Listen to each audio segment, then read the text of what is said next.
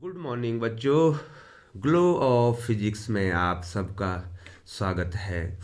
प्यारे बच्चों, आज का जो हमारा टॉपिक है बच्चों, वो है बोर्ड परीक्षा के लिए महत्वपूर्ण 5 अंक के प्रश्न। ठीक है बच्चों। प्यारे बच्चों, इससे पहले मैंने आपको 2 वीडियो बनाई हैं बच्चों, और उन दोनों वीडियो में बच्चों मैंने मार्क्स डिस्ट्रीब्यूशन किस प्रकार से होती है, किस चैप्टर में किस कितने कितने मार्क्स के क्वेश्चन आते हैं बच्चों। ठीक है बच्चों, 1 मार्क्स के कितने क्वेश्चन आते हैं, 2 मार्क्स के कितना आते हैं, और 3 और 5 मार्क्स के क्वेश्चन कितने आते हैं। चैप्टर वाइज, चैप्टर का नाम भी मैंने उसमें लिखा है बच्चों। बच्चों, आज की वीडियो जो है बहुत ही महत्वपूर्ण होने वाली है बच्चों। आप चैनल पर बने रहें, और यदि आज आपने अभी तक सब्सक्राइब नहीं किया है तो आप चैनल को सब्सक्राइब कर दीजिए, और जो बेल आइकन है उसको दबा दीजिए बच्चों। उससे क्या होगा बच्चों, आपको महत्वपूर्ण जो वीडियो बन रही है बच्चों बोर्ड के परीक्षा के मद्देनज़र, वो आपको मिलती रहेंगी। तो बच्चों, लिए चलते हैं बच्चों आपको बोर्ड परीक्षा के लिए महत्वपूर्ण 5 अंक के प्रश्नों की ओर। प्यारे बच्चों, सबसे पहला चैप्टर होगा जिससे 5 नंबर का आपका क्वेश्चन बनेगा, वो है वैद्युत धारा, करंट, इलेक्ट्रिसिटी से बनेगा बच्चों। आपका 5 नंबर का क्वेश्चन बनेगा बच्चों। यहाँ से मैं कुछ अपने अनुभव के आधार पर कुछ प्रश्नों को लेकर आया हूँ। और प्यारे बच्चों, ये सारे प्रश्नों को मैंने जो है पढ़ा दिया है, वीडियो बना दी है बच्चों अपने ग्लो ऑफ फिजिक्स नामक चैनल पे बच्चों। ठीक है, तो यहाँ पर जो है मैं केवल आपको प्रश्न बताऊंगा कि आपको ये प्रश्न कैसे कैसे पूछे जा सकते हैं। प्रश्न की भाषा में बदलाव हो सकता है, लेकिन प्रश्न की जो पृष्ठभूमि है यही होगी बच्चों। पहला प्रश्न लिए चलते हैं, किरचॉफ के विद्युत परिपथीय नियमों को लिखिए। ठीक है, या ऐसे भी पूछा जा सकता है बच्चों, किरचॉफ के विद्युत परिपथ संबंधी नियमों को लिखिए। ठीक है बच्चों, ये आपको पूछा जा सकता है बच्चों। ठीक है बच्चों, तो आपको इस पे ध्यान देना है बच्चों। इसमें बच्चों किरचॉफ के 2 नियम आ जाएंगे। पहला नियम आवेश संरक्षण का नियम है बच्चों, और दूसरा नियम जो बच्चों वो जो है ऊर्जा संरक्षण का नियम है। पहला नियम कहता है किसी भी संधि पर मिलने वाली समस्त धाराओं का जो बीजगणितीय योग है वो शून्य होता है, अर्थात संधि की ओर आने वाली समस्त धाराओं का योग संधि से दूर जाने वाली धाराओं के योग के बराबर होता है। और इसमें कहीं भी धारा, ठीक है बच्चों, संधि की ओर आने वाली धाराओं को, ये संधि से दूर जा रही है, तो इसका मतलब क्या कर रहा है, ये धारा संरक्षण या आवेश संरक्षण कर रहा है बच्चों। और दूसरा नियम बच्चों वो जो है ऊर्जा संरक्षण करता है कि किसी भी परिपथ में, जो परिपथ है बच्चों, ठीक है, बंद परिपथ में आपने क्या करना है, जो वोल्टेजों का जो बीजगणितीय योग है वो उस पास में लगे जो है विद्युत वाहक बलों के बीजगणितीय योग के बराबर होता है बच्चों।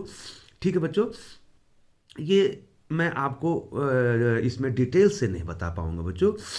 बच्चों, किरचॉफ का जो द्वितीय नियम है उसकी सहायता से व्हीटस्टोन सेतु का सिद्धांत भी ज्ञात किया जा सकता है बच्चों। तो वो भी आपको 5 नंबर में पूछा जा सकता है। लिए चलते हैं बच्चों आपको क्वेश्चन नंबर 2 की ओर बच्चों। क्वेश्चन नंबर 1 हो गया। क्वेश्चन नंबर 2 कहता है बच्चों, किरचॉफ का द्वितीय नियम लिखिए। ठीक है बच्चों, व्हीटस्टोन सेतु का परिपथ चित्र बनाकर सेतु की शून्य विक्षेप की स्थिति या संतुलन की स्थिति के बारे में आपको बताना है, उसको समझाना है बच्चों। तो प्यारे बच्चों, आपको टाइम दे रहा हूं, मैं बोल रहा हूं, टाइम दे रहा हूं जिससे आप इन प्रश्नों को लिख सकें बच्चों। तो किरचॉफ का द्वितीय नियम और व्हीटस्टोन सेतु। तो बच्चों व्हीट स्टोन सेतु में होता क्या, थोड़ा सा मैं समरी के तौर पे बता दूं। आप क्या करते हैं बच्चों, प्रोफेसर व्हीट स्टोन ने 4 प्रतिरोधों को श्रेणी क्रम में लगाकर एक समचतुर्भुज बनाया बच्चों, और उसकी चारों भुजाओं में बच्चों प्रतिरोधों को लगा दिया। ठीक है बच्चों, और उसके विकर्ण में एक धारामापी लगा दिया। तो बच्चों संतुलन की अवस्था में क्या होता है, उसके विकर्ण अर्थात गैल्वेनोमीटर में कोई विक्षेप नहीं आता है, अर्थात कोई धारा नहीं बहती है। तो बच्चों संतुलन की अवस्था में दो संलग्न भुजाओं का जो प्रतिरोध है बच्चों, एक में P है एक में Q है, तो P अपॉन Q बराबर R अपॉन S आता है बच्चों। ठीक है बच्चों, तो ये तो समरी के तौर पे आपको प्रश्न की रूपरेखा में बता रहा हूं बच्चों। अब बच्चों क्वेश्चन नंबर 3 की ओर चलते हैं। वही व्हीटस्टोन सेतु का, ये क्वेश्चन नंबर 3 की ओर जा रहे हैं। व्हीटस्टोन सेतु का सिद्धांत क्या है, इसकी संतुलन अवस्था को समझाइए बच्चों। ये मैंने आपको बता दिया बच्चों। अब है बच्चों ये बहुत ही महत्वपूर्ण प्रश्न है 5 नंबर के। मीटर सेतु का सचित्र वर्णन कीजिए, इसकी सहायता से किसी अज्ञात प्रतिरोध का मान ज्ञात कीजिए। ठीक है बच्चों, अज्ञात प्रतिरोध भी आ सकता है, और जब प्रतिरोध आ जाएगा तो विशिष्ट प्रतिरोध भी पूछ सकता है बच्चों। ठीक है बच्चों, ये क्वेश्चन तो यही है, लेकिन इसकी भाषा चेंज हो सकती है बच्चों। लेकिन आपको पढ़ना क्या है बच्चों, मीटर सेतु पढ़ना है बच्चों।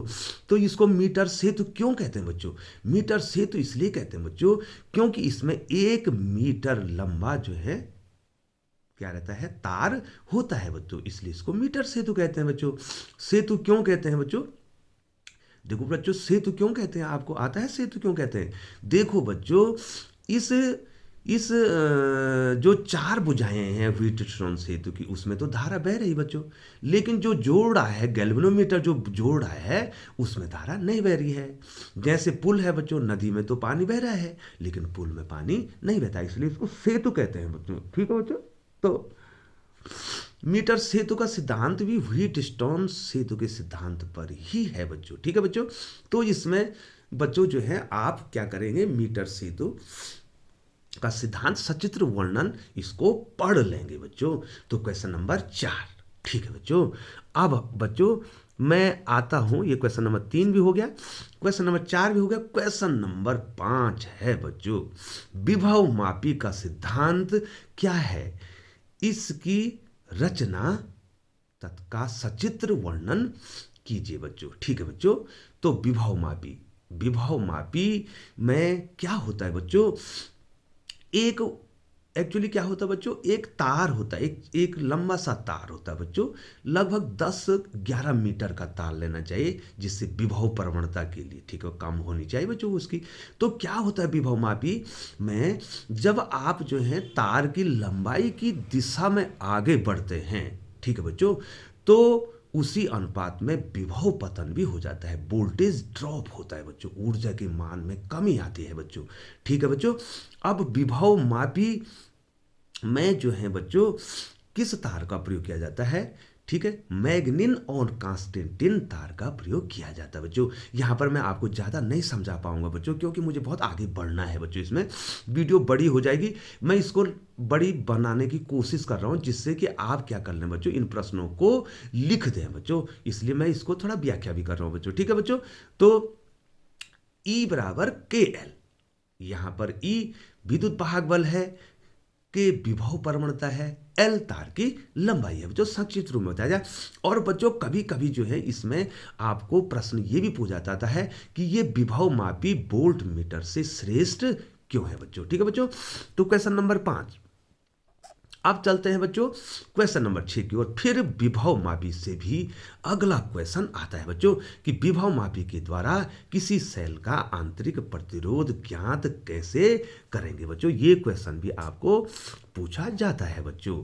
अगला जो प्रश्न है बच्चों, फिर वही थोड़ा सा घुमा दिया बच्चों इस प्रश्न को, और वही है विद्युत परिपथ संबंधी किरचॉफ के नियम क्या है, किसी व्हीटस्टोन सेतु की संतुलन अवस्था की शर्त क्या है। ये क्वेश्चन इस प्रकार से भी पूछा जा सकता है बच्चों।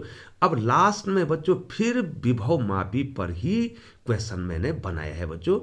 ठीक है बच्चों, तो लास्ट का क्वेश्चन देखिए बच्चों, थोड़ा सा बच्चों ये दिखाई दे रहा बच्चों, ये देखो क्वेश्चन नंबर 8 दिखाई दे रहा बच्चों। ये देखिए यहाँ पर जो है आप इसको स्क्रीन शॉट लेते रहिए और यहाँ लिख दीजिए बच्चों, इतने समय में आप लिख भी सकते हैं बच्चों। तो विभव मापी का सिद्धांत एवं रचना क्या है।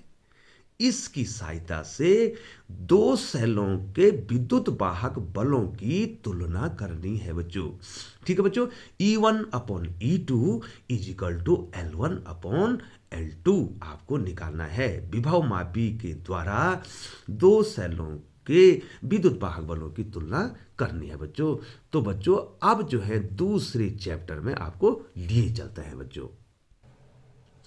बच्चों अब दूसरा चैप्टर जो कि 5 मार्क्स देने वाला है वो है बच्चों आपके स्क्रीन पे इस प्रकार से बच्चों देखिए, गतिमान आवेश तथा चुंबकत्व। एक चैप्टर तो यहां तक है, दूसरा चैप्टर इसके साथ है चुंबकत्व एवं द्रव्य। इसमें भी 5 मार्क्स का क्वेश्चन आपको पूछा जाना है बच्चों। ठीक है, तो पहला क्वेश्चन देखिए बच्चों, एम्पियर के परपथीय नियम का उल्लेख कीजिए तथा इस नियम का उपयोग करके अनंत लंबाई के एक सीधे धारावाही चालक द्वारा उत्पन्न चुंबकीय क्षेत्र ज्ञात कीजिए। एक प्रश्न ये बनता है बच्चों। ठीक है बच्चों, प्यारे बच्चों इस बात का ध्यान रखना, ये अपने अनुभव के आधार पर जो है मैंने ये क्वेश्चन बनाए हैं बच्चों, और ये जरूरी नहीं है कि जो मैं कह रहा हूं वही आपके पास आ जाए, लेकिन एक अनुमानित जो हमने पेपर बनाए हैं, प्रश्न बनाए हैं, अनुमानित हैं बच्चों। जैसे बच्चों आप जो है विभिन्न प्रकार के मास्टरमाइंड और जो गाइड या कोई सॉल्व अनसॉल्व पेपर पढ़ते हैं तो उसमें भी गेस लगाया जाता है बच्चों, तो हमारा भी एक गेस है।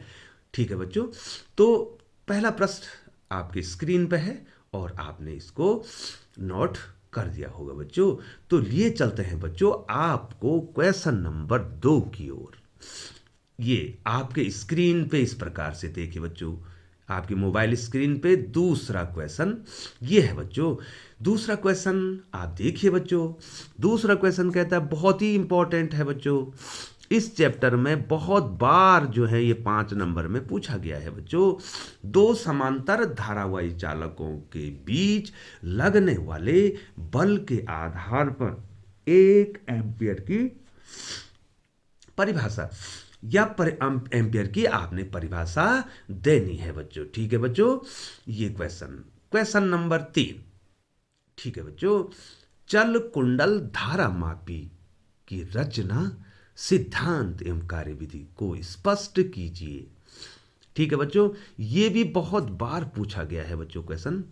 अगला जो है बच्चों ये बिल्कुल थ्योरी का है। अगला प्रश्न, परमाणुीय मॉडल के आधार पर चुंबकत्व की व्याख्या कीजिए बच्चों।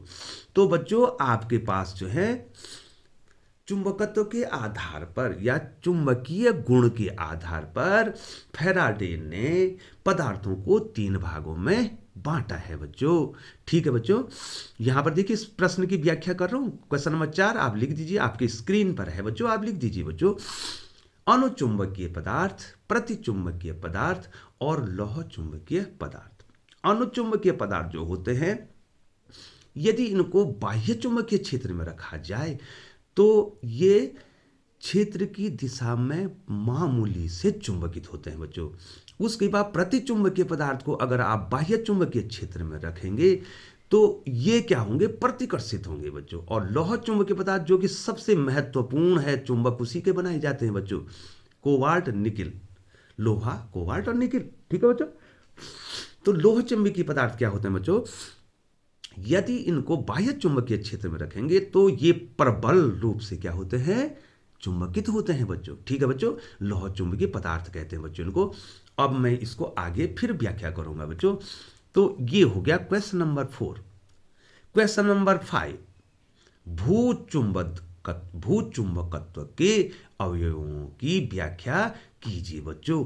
तो भूचुंबकत्व के 3 अवयव हैं बच्चों, नति कोण या नमन कोण, दिक्पात कोण और पृथ्वी के चुंबकीय क्षेत्र का क्षैतिज घटक। ठीक है बच्चों, तो नति कोण क्या है? ये नति कोण जो है क्षैतिज और पृथ्वी का जो चुंबकीय क्षेत्र है, ठीक है बच्चों, उसके बीच बना कोण है। ठीक है बच्चों, और जो आपका दिक्पात कोण है, ये चुंबकीय याम्योत्तर और भौगोलिक याम्योत्तर के बीच बना हुआ न्यून कोण है। नति कोण थीटा है बच्चों और दिक्पात कोण एल्फा है। और उसके बाद आपने भू चुंबकत्व अर्थात पृथ्वी के चुंबकीय क्षेत्र का क्षैतिज घटक निकालना है। आप पृथ्वी के चुंबकीय क्षेत्र को 2 घटकों में वियोजित कर देंगे, एक हॉरिजॉन्टल एक वर्टिकल। हॉरिजॉन्टल हो जाएगा बीई कॉस थीटा और वर्टिकल हो जाएगा बीई साइन थीटा। अब आप दो इक्वेशन बना के दोनों का बर करके जोड़ देंगे तो आ जाएगा बच्चों BE square is equal to H square plus V square. और यहाँ पर बी निकालेंगे तो वर्गमूल हो जाएगा और टेन थीटा निकालेंगे तो नति कोण निकल जाएगा बच्चों। ठीक है बच्चों, तो ये भूचुंबकत्व के अवयव। ठीक है बच्चों, अब जो है बच्चों एक क्वेश्चन ये भी पूछा जा सकता है। देखिए आपकी स्क्रीन पर है 6वां क्वेश्चन। देखिए बच्चों, प्रतिचुंबकीय अनुचुंबकीय लौह चुंबकीय पदार्थों की व्याख्या कीजिए। ठीक है बच्चों, तो ये सेम क्वेश्चन बन गया बच्चों। ठीक है, जैसे क्वेश्चन पहले पूरा थ्योरी का क्वेश्चन है बच्चों। प्यारे बच्चों, अब अगला चैप्टर जिससे 5 नंबर का क्वेश्चन पूछा जाना है, बहुत ही महत्वपूर्ण चैप्टर है बच्चों। और टोटल मार्क्स जो है 15 नंबर, 15 मार्क्स, 15 जो अंक हैं यहां से पूछे जाते हैं। लेकिन फिलहाल जो है बच्चों आप क्या पढ़ रहे हैं? आप पढ़ रहे हैं 5 अंक के प्रश्न और किन किन चैप्टरों से ये पूछे जाते हैं उनके नाम भी मैंने ऊपर लिखे हैं, स्क्रीन पर है आपके बच्चों। देखिए, किरण प्रकाशिकी एवं प्रकाशिकी यंत्र, एक तो ये है चैप्टर यहां तक। दूसरा चैप्टर है तरंग प्रकाशिकी। ठीक है बच्चों, 2 हैं यहां पर तरंग प्रकाशिकी। आप जो है कहां से शुरू करेंगे बच्चों? व्यतिकरण से आगे जो है आपको आता है। तो 2 चैप्टर है इसमें प्रकाश के। एक किरण प्रकाशिकी है, स्क्रीन पर देखिए बच्चों और लिख दीजिए किरण प्रकाशिकी एवं प्रकाशिक यंत्र। ठीक है बच्चों, एवं तरंग प्रकाशिकी। ठीक है बच्चों, लिए चलते हैं पहले प्रश्न की ओर। आपकी स्क्रीन पर है बच्चों, देखिए प्रश्न नंबर 1 आप नोट कर दीजिए बेटो, स्क्रीन पर है आपका पहला प्रश्न। किसी अवतल गोलीय पृष्ठ के लिए अपवर्तन का सूत्र निगमित कीजिए बच्चों। इसमें बच्चों गोलीय अवतल गोली पृष्ठ और उत्तल गोली पृष्ठ है, दोनों सेम है बच्चों, कोई प्रॉब्लम नहीं है। जहां ज्यादातर जो है अवतल गोली पृष्ठ पूछा जाता है तो बच्चों बता दें उसका जो सूत्र होता है n/v-1/u बराबर n-1/r। ये डेरिवेशन आपको निगमित करने के लिए आता है। प्रश्न नंबर 2 आपके स्क्रीन पे है और आपको इसको स्क्रीनशॉट लेना है, या इतना टाइम मैं आपको दे रहा हूं कि आप इसको लिख सकते हैं। मैं थोड़ा व्याख्या भी कर रहा हूं। प्रश्न नंबर 2 की ओर लिए चलते हैं। किसी गोलीय पृष्ठ के लिए अपवर्तन का सूत्र ज्ञात कीजिए। ठीक है बच्चों, सेम वही क्वेश्चन, लेकिन इसकी सहायता से लेंस की फोकस दूरी का सूत्र ज्ञात करना है बच्चों। तो बता दें बच्चों वो सूत्र क्या होता है? n/v-1/u बराबर n-1/r, जो कि गोली पृष्ठ के लिए अपवर्तन का सूत्र है, चाहे वो उत्तल गोली पृष्ठ है चाहे वो अवतल गोली पृष्ठ है। लेकिन फोकस दूरी का जो सूत्र आएगा बच्चों वो आएगा 1/f बराबर n-1/r1 -1/r2। r1 r2 जो है वक्र पृष्ठों की त्रिज्याएं हैं बच्चों। ठीक है बच्चों, अगला प्रश्न, तीसरा प्रश्न आपके स्क्रीन पे, और आपको इसको स्क्रीनशॉट लेना है या लिख देना है बच्चों। तीसरा प्रश्न आपके स्क्रीन पर आ गया है बच्चों। क्वेश्चन नंबर 3, किसी प्रिज्म के पदार्थ का अपवर्तन का सूत्र ज्ञात कीजिए बच्चों। ठीक है बच्चों। तो प्रिज्म के पदार्थ का अपवर्तन का सूत्र ज्ञात करना है बच्चों। ठीक है बच्चों। तो n is equal to sine bracket में होगा a plus delta m by two upon sine a by two, जहां a प्रिज्म का कोण है और डेल्टा एल m जो है अल्पतम विचलन कोण है बच्चों। ठीक है बच्चों। तो इतने समय में आपने लिख दिया होगा बच्चों, मैं आगे डिस्कस कर रहा हूं। अगला प्रश्न जो है बच्चों, संयुक्त सूक्ष्मदर्शी की संरचना कार्यविधि का सचित्र वर्णन कीजिए। ठीक है बच्चों। तो बच्चों एक चीज का ध्यान आपको और रखना है कि जो डिलीटेड कोर्स है इस समय, जो 2022 की उत्तराखंड बोर्ड की जो परीक्षा होगी बच्चों, उसके डिलीटेड जो सिलेबस है आप उस पर भी नज़र मारेंगे, लेकिन हमने एक सरसरी निगाह से देखा है। ठीक है बच्चों, लेकिन एक बार आप देख लेंगे। तो बच्चों संयुक्त सूक्ष्मदर्शी की संरचना कार्यविधि का सचित्र वर्णन कीजिए। अगला प्रश्न, पांचवा प्रश्न आपके स्क्रीन पे इस प्रकार से है बच्चों। पांचवा प्रश्न लिए चलते हैं आपको पांचवें प्रश्न की ओर। खगोलीय दूरदर्शी की संरचना एवं कार्यविधि का सचित्र वर्णन कीजिए। ठीक है बच्चों। तो इसमें प्रॉब्लम क्या होती है बच्चों, ये संयुक्त सूक्ष्मदर्शी और खगोलीय सूक्ष्मदर्शी में प्रॉब्लम क्या होती है, इसका जो फिगर है ये थोड़ा सा टिपिकल हो जाता है, बनाने में प्रॉब्लम होती है। यदि आपके पास इस प्रश्न का कोई विकल्प मिल जाता है तो आप कोशिश करेंगे कि इस प्रश्न की जगह पे दूसरा प्रश्न आप करेंगे। मेरा अनुभव कहता है बच्चों, ये कोई आपके लिए कोई बाउंडेशन नहीं है बच्चों, हम तो आपको केवल एक सुझाव ही दे सकते हैं। यदि, क्योंकि बच्चों ये टाइम लेता है बच्चों, इसकी जगह पर अगर कोई उसका अथवा खंड है तो आप उसको प्राथमिकता दीजिए बच्चों। और अगर आपको आ ही नहीं रहा है बच्चों तो इसी को करना है, 5 में से आपको 3-4 नंबर मिल जाएगी, और बहुत अच्छा चित्र बनाए है तो 5 मिल जाएगी। और इसकी आवर्धन क्षमता का सूत्र भी पूछता है, संयुक्त सूक्ष्मदर्शी और खगोलीय सूक्ष्मदर्शी के लिए आवर्धन का सूत्र भी पूछता है। ये प्रश्न भी बनते हैं बच्चों इसमें, तो 2 प्रश्न और बन सकते हैं इसमें बच्चों। प्यारे बच्चों लिए चलते हैं क्वेश्चन नंबर 6 की ओर, आपकी स्क्रीन पे है बच्चों क्वेश्चन नंबर 6। संपोषी एवं विनाशी व्यतिकरण किसे कहते हैं? फ्रिंज की चौड़ाई का सूत्र ज्ञात कीजिए। ठीक है बच्चों, ये 5 नंबर का क्वेश्चन बनेगा। और यदि केवल कहेगा कि फ्रिंज की चौड़ाई का सूत्र ज्ञात करो, जो यंग का जो द्विक रेखा छिद्र जो प्रयोग किया था बच्चों उन्होंने, तो उन्होंने फ्रिंज की चौड़ाई निकाली थी डी लैम्डा अपॉन 2d। तो वो प्रश्न आपको 3 नंबर में पूछा जाता है। अगली वीडियो जो है 3 नंबर को, 3 नंबर या मार्क्स या अंक की वीडियो आने वाली है, उसमें भी मैं इसका उल्लेख करूंगा। ठीक है बच्चों। क्वेश्चन नंबर 7 बहुत ज्यादा इंपॉर्टेंट, और ये कहें हमारे अनुभव के आधार पर इस बार पूछा जाने वाला प्रश्न। ठीक है, बहुत इंपॉर्टेंट है बच्चों। हाइगेंस के द्वितीयक, मैंने तरंग सिद्धांत लिखा है ना बच्चों यहाँ पे, तो हाइगेंस के द्वितीयक तरंगिकाओं का सिद्धांत क्या है, पूरा प्रश्न बना रहा हूं। हाइगेंस के द्वितीयक तरंगिकाओं का सिद्धांत क्या है, इसके आधार पर परावर्तन की व्याख्या कीजिए। ये पूरा प्रश्न बनाना है बच्चों आपको, मैं बोल रहा हूं क्योंकि बच्चों इसमें तो सिंपल लिखा है। या तो ऐसे पूछ सकता है, या आपको ऐसे पूछ सकता है, तरंगाग्र किसे कहते हैं? तरंगाग्र किसे कहते हैं? हाइगेंस के द्वितीयक तरंगिकाओं का सिद्धांत क्या है, इसके आधार पर परावर्तन की व्याख्या कीजिए। चलो बच्चों लिए चलते हैं आपको 8वें प्रश्न की ओर। आपके स्क्रीन पे इस प्रकार से है बच्चों, हाइगेंस के तरंग सिद्धांत से अपवर्तन की व्याख्या करनी है। या तो परावर्तन पर प्रश्न पूछा जाएगा और या तो अपवर्तन पर प्रश्न आपको पूछा जाएगा, और ये दोनों महत्वपूर्ण प्रश्न हैं बच्चों, आपको ये करने हैं बच्चों। तो ये रहा आपका 9वां 10वां चैप्टर, जो प्रकाश, जो किरण प्रकाश की ऑप्टिक्स है बच्चों, कुल मिला के पूरा। ठीक है बच्चों। तो बच्चों इन चैप्टरों से 5 नंबर के क्वेश्चन पूछे जाने हैं।